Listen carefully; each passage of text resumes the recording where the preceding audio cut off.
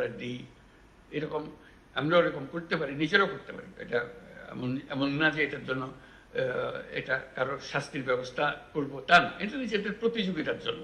আমি এবার এই পেয়েছি, আমার এখানে এই বিষয়ে আমি এই পেয়েছি, দ্রব্যমূল্যে আমি এ, অন্যরা বলবে যে সে পেল দিয়ে আমরা আমারটা বি হয়ে গেল কারণে, অথবা বি মাইনাসে চলে গেলাম কেমনে, এরকম যেন না। এটা একটা নিজেদের, এটা ফুর্তির জন্য, এটা এমন না যে এটার জন্য কারো চাকরি বিঘ্নিত হচ্ছে, এরকম কিছু না। এটা এটা ওর মধ্যে আমি একত্র করতে চাই না। এটা এটা নিজেদের একটা প্রতিযোগিতার ভাব আনার জন্য, যে আমার জেলাকে আমি ঠিক রাখতে পেরেছি, আমার একটা গৌরব। এটা কেউ এটার জন্য আমাকে প্রতিদান দিল কি দিল না সেটার জন্য আমি অপেক্ষা করছি।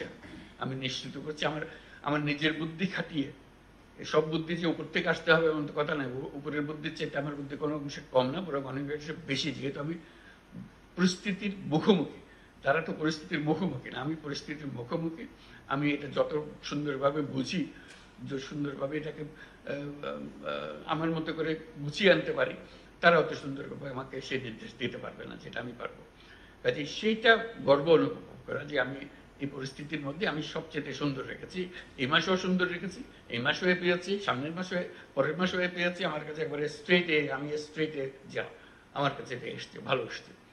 আরেকজন যে ডি পেয়ে গেল তার কাছে খুব খারাপ লাগবে যে আমি কেন ডি পেলাম, কোথায় কোথায় ওরা এ পাচ্ছে, আমি ডি পেলাম কেন। একটা প্রতিযোগিতা হবে, ফুর্তিও লাগবে, এবং দেশেরও কাজ হবে। এই একটা শ্রেণী বিন্যাস যদি করা যায় মাসে মাসে নিজেদের, এটা খুব ভালো হয়। এটা প্রত্যেক বিষয়ে, এই যে দ্রব্যমূল্যের বিষয়ে যেমন বললাম, আমার দ্রব্যমূল্যকে আমি এইতে রাখবো, কোন কোন জায়গাতে আমার মার্ক কমে যেতে পারে সেটা দিকে খেয়াল রাখবো, যে এটা যেন না কমে, সামনের মাসে যেন আমি এ পেতে পারি থাকি। এবং আমি বুদ্ধি বের করবো। এটা শুধু যে এ বি জন্য অপেক্ষা করে বসে থাকবো তা না, আমি বুদ্ধি বের করব যাতে আমি সামনে, এবার এই পেয়েছি, সামনে এ প্লাসে চলে যেতে পারি। এটা আমার গৌরব। এটা কেউ আমাকে রেকর্ডে দেখাচ্ছে কিনা আমি জানি না, কিন্তু এটা আমার গৌরব যে আমি যখন ছিলাম এই মাসে যে কত মাস ঘুরেছি, আমি অন্যদের চেয়ে ভালো করেছি। এটা আমার একটা সৃজনশীলতা আমি প্রকাশ করেছি, আমি আমার সহকর্মীদের নিয়ে উদ্বুদ্ধ করতে পেরেছি, আমি আমার তথ্যগুলো সংগ্রহ করা, ক্লাসিফাই করা, এটা সুন্দরভাবে করতে পেরেছি। এটা আমার গৌরব, ব্যক্তিগত গৌরব, নিজের কাছে ভালো লাগে। রাত্রে ঘুমাবার সময় মনে হয় আমার কাজটা ঠিক মতো করতে পেরেছে, এটুকু করা। কাজে দ্রব্যমূল্যের উপরে বিশেষ নজর দেওয়া আমাদের খুব দরকার এখন, যাতে করে আমরা জানি যে এটা কোনো রকমের অসুবিধা হচ্ছে না আমাদের কাছে, এবং এটা আমরা উপরের দিকে নিয়ে যেতে পারছি। এটার উপরে জোর দেওয়ার জন্য অনুরোধ করছি। আর কোনো কোনো জিনিস, বিশেষ করে ক্রিটিক্যাল জিনিস যেগুলো আছে, যেগুলোর অভাব হলে বিপদ হয়, আমাদের মানুষের কষ্ট হয়, এগুলো মানে কৃষকের অনেক জিনিস অভাব করে, বীজের অভাব হয় ইত্যাদি ইত্যাদি। বিশেষ করে সারের ব্যাপারে আমরা প্রায় শুনি অমুক জায়গায় সার ঠিক মতো যাচ্ছে না, সেটা নিশ্চিত করা, সেগুলো কিভাবে আমরা করতে পারি সেটার দিকে নজর রাখা, যাতে করে আমরা এটা নিয়ে আসতে পারি যে আমরা কোনো জিনিস অভাব হবার আগেই আমরা আগের থেকে খবর দিতে পারি যে এখানে অভাব হওয়ার সম্ভাবনা দেখা দিয়েছে, এটা আমাদেরকে নিয়ে আসার ব্যবস্থা করতে হবে। এই নিয়ে আসার ব্যবস্থা করে উপরের সরকার, ঢাকার সরকার বোঝার আগেই নিচের যারা জেলার সরকার, তারা বুঝে ফেলে তাড়াতাড়ি, কারণ তাদের সমস্যাটা তাদের কাছে পরিষ্কার। কাজে শুধু নিজেটা পরিষ্কার হলো তাই না, এটা উপরের সরকারকে বুঝিয়ে দেওয়া যে এখানে না হলে কিন্তু মানুষ বিপদে পড়ে যাবে, এই বিপদের যেন না হয়, বিপদটা যেন না হয় সেই জন্য করা, সেগুলো আগের থেকে নানাভাবে জানিয়ে রাখা যে এখানে এরকম পরিস্থিতির সৃষ্টি হচ্ছে, সেই যেন না হয়। যেমন মাঝে মাঝে যে আমরা সরকার আসা মাত্র একটা ঘটনা ঘটলো, বন্যা, হঠাৎ করে একটা বন্যা হলো, এটার জন্য আমরা কেউ প্রস্তুত ছিল না যে ঢুকতেই এরকম একটা, এই যে একটা পরিস্থিতির সৃষ্টি হয়ে গেল, তার মোকাবেলা করা, এই আকস্মিক একটা ঘটনা, এই আকস্মিক ঘটনার জন্য প্রস্তুতি থাকা, সেটাও একটা বড় জিনিস যে আমরা কিভাবে সেই আকস্মিক জিনিসটাকে মোকাবেলা করব, যাতে করে প্রস্তুতি থাকে আমাদের। এরকম আকস্মিক পরিস্থিতি বন্যায় যেমন হয়, আর আরও নানাভাবে এটা হতে পারে, যে আকস্মিক পরিস্থিতিগুলো যাতে ঠিক রাখা। আরেকটা বিষয় আমাদের প্রায় আলাপ হয় যে শান্তি শৃঙ্খলার বিষয়ে পুলিশের তাদের যে ভূমিকা, তারা মনোবল হারিয়েছে, যেহেতু তাদের উপরে অনেক অভিযোগ যে অভ্যুত্থানের সময় যে ভূমিকা তারা পালন করেছে সেই জন্য মানুষ তাদের উপরে ক্ষুব্ধ। কাজে তাদের ভূমিকা, তাদের মনোবল বৃদ্ধি, যে যারা দোষী তাদের অবশ্যই শাস্তি হবে, কিন্তু তারা নির্দোষ তারা যেন নিশ্চিতভাবে তাদের ভূমিকা পালন করতে পারে এবং মানুষ এটা বুঝতে পারে যে দোষী এবং নির্দোষ এই দুই ক্যাটাগরির মধ্যে যেন ডিস্টিংশনটা করতে পারে, যেটা আমরা যারা নির্দোষ তারা যেন সবাইকে জানান দিতে পারি যে আমরা এর সঙ্গে জড়িত ছিলাম না, যারা অপরাধী তাদের শাস্তি হোক সেটা আমরাও চাই। কাজে সেই জিনিসটা যেন আমরা মনোবলটা সৃষ্টি করতে পারি যে আমরা এই কাজটা সুন্দরভাবে করব, আমাদের শান্তি শৃঙ্খলা যেটা বিঘ্নিত হয়েছে সেটা এখন জোরদার করবো, শুধু আগের পর্যায়ে ফিরে যাবো তা না, আগের চাইতে সুন্দরভাবে করবো আমরা, এটা আমরা যাতে নিশ্চিত করতে পারি। যেরকম অনেকগুলো বিষয়। তারপরে হলো লেখাপড়া, শিক্ষা। লেখাপড়াটা ঠিক মতো হচ্ছে, কারণ বই বিতরণ হবে সেটা নিয়ে নানা রকমের কথা উঠবে, কেউ বই পেল কেউ বই পেল না, সেটা উপরের থেকে বই বিতরণের যে ব্যবস্থা সেটা যদি প্রপারলি নাও হয়, যে ঠিক মতো আসে নাই বই যাদের পাওয়ার কথা ছিল, বই পেয়েছে কেউ পায়নি, কিন্তু নিজের মতো করে সুন্দর করে সবার সঙ্গে আলাপ করে এটা শৃঙ্খলাবদ্ধভাবে কি আগে ভাবে কারটা পরে আসতেছে, কার দ্বিতীয়বার আসলে কারা কারা ভাবে, আগের থেকে মনটা ঠিক করে ফেললে জানিয়ে রাখলে তারাও শান্ত থাকে। যখন অনিশ্চয়তার সৃষ্টি হয় তখন মানুষ একটু ক্ষুব্ধ হয় যে কি হবে জানি না, কি ছেলেমেয়েরা বই পাচ্ছে না, এটা অনিশ্চয়তা হচ্ছে, এটা নিয়ে একটু মানুষের মনে দ্বন্দ্ব সৃষ্টি হয়, অশান্তির সৃষ্টি হয়। সে অশান্তি নিরসন করা যায় যদি আমরা একটা সিস্টেমেটিক্যালি বলি এবার যারা এসছে এইভাবে পাবে এবং এই হলো নিয়ম, নিয়ম মেনে দিলে মানুষ মানতে চায়, নিয়ম না থাকলে যত বিপদ।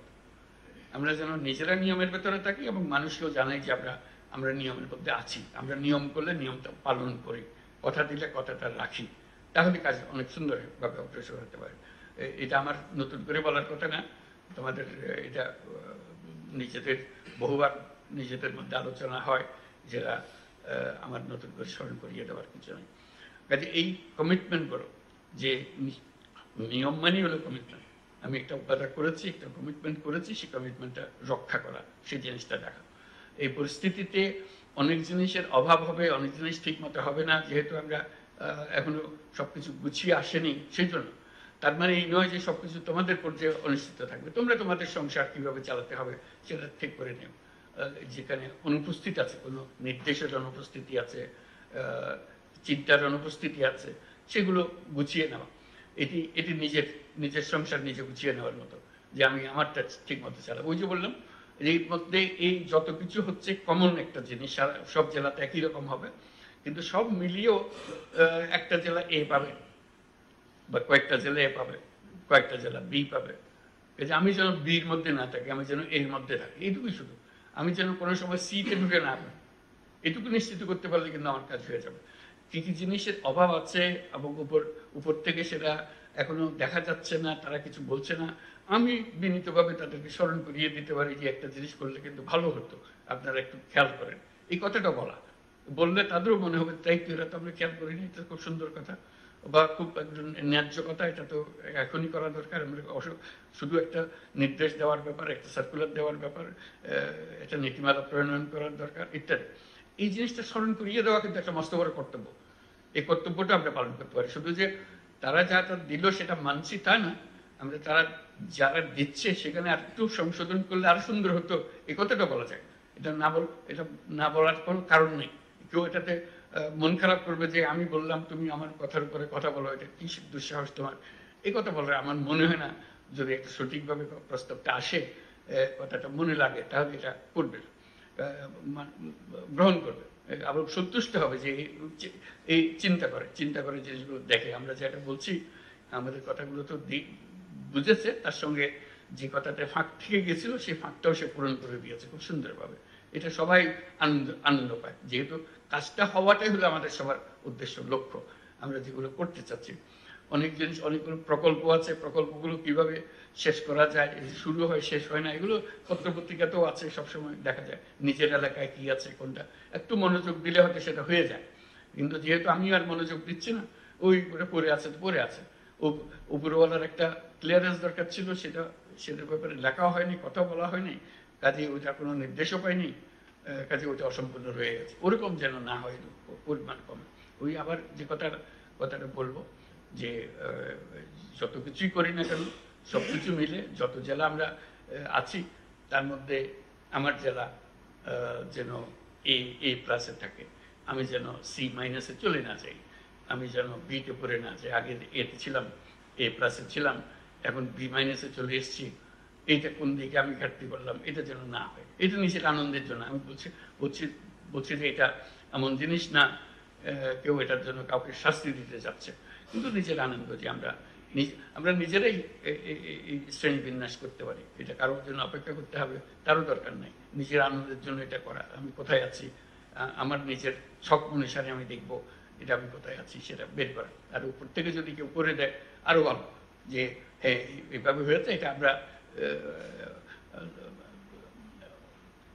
ইনফর্মালি করছি, কাজে এটা এমন জিনিস না এটার জন্য কারো জবাবদিহি করতে হবে এমন না। তো শান্তির জন্য মনের, যেমন আমরা মাঝে মাঝে পুরস্কার দিই, এটা এই নয় যে অন্যদেরকে আমরা মনে করলাম যে তোমরা খারাপ করেছো, সেটা না, এটা আউটস্ট্যান্ডিং হয়েছে সেজন্য আমরা তাকে একটা রিকগনিশন দিই, এই জাতীয় কাজে ওই শ্রেণীবিন্যাসগুলো যদি করতে পারি তাহলে দেখা যাবে যে অনেক জিনিস আমাদের কাছে পরিষ্কার হয়ে যায়, যে কে কোন দিকে মার্ক কম পাচ্ছে, কি কোন দিকে মার্ক বেশি পাচ্ছে, কি কি জিনিসের উপরে আমরা অ্যাটেনশন দিলে সেগুলো হতে পারে, সেগুলো দেখা। এইগুলো মিলেই আমার যা বলার, আমি প্রথমবারের সুযোগ হলো, আগে কোনোদিন এরকম সুযোগ পাইনি সবার সঙ্গে বসার এ পর্যন্ত, আজকে সুযোগ পেলাম, কিছু কথাবার্তা বলে গেলাম। তো আমার মূল কাজ হলো তোমাদের কাছে কিছু শোনা, কি হলো, কিভাবে অগ্রসর হওয়া যায়, সামনে আমাদেরকে অনেক কাজ করতে হবে, এগুলো যেন আমরা সুন্দরভাবে করতে পারি। সবাইকে ধন্যবাদ দিয়ে আমি এখানে শেষ করছি, তারপরে আমি ক্যাবিনেট সেক্রেটারি সাহেবের কাছে হাত ছেড়ে দিলাম, উনি নিয়ে যাবেন আমাদের আলোচনা। ধন্যবাদ। মাননীয় প্রধান উপদেষ্টা, আপনাকে অনেক ধন্যবাদ আমার সকল সহকর্মীর পক্ষ থেকে। আপনি খুব সুন্দরভাবে আমার মাঠ পর্যায়ে সহকর্মীদেরকে বুঝিয়েছেন যে প্রকৃত সরকার মানুষের কাছে, প্রকৃত সরকার বলতে যাদেরকে বোঝানো হয় তাদেরই সবচেয়ে ইম্পর্টেন্ট কুশীলবরা এখানে আছেন স্যার। আপনি স্যার আরো ভালোভাবে বলেছেন যে সামগ্রিকভাবে সকল মানুষের কল্যাণ বা তাদের প্রয়োজন মেটানোর জন্য আমরা কাজ করে যাব। আরো খুব আপনি শিক্ষক হিসেবে অত্যন্ত ভালোভাবে বোঝাতে পেরেছেন যে মনের নির্দেশই বড় নির্দেশ, কাগজের নির্দেশের চাইতে সেটা আরো বেশি উপযোগী। ভালো দৃষ্টান্ত তৈরি, অনুসরণ এবং সৌন্দর্য মণ্ডিত প্রতিযোগিতা, এটাও আমাদের সিস্টেমে যেমন উন্নতি করবে এবং মানুষের মধ্যে আমাদের সম্বন্ধে ধারণাও আরো উন্নততর করবে স্যার। আপনি তেমনি ভাবে স্যার আকস্মিকতার ব্যবস্থাপনার কথা বলেছেন যে হঠাৎ কিছু ঘটনা ঘটে যেতে পারে, সেটার জন্য আমরা প্রস্তুত থাকি, সেটা কিভাবে আমরা ম্যানেজ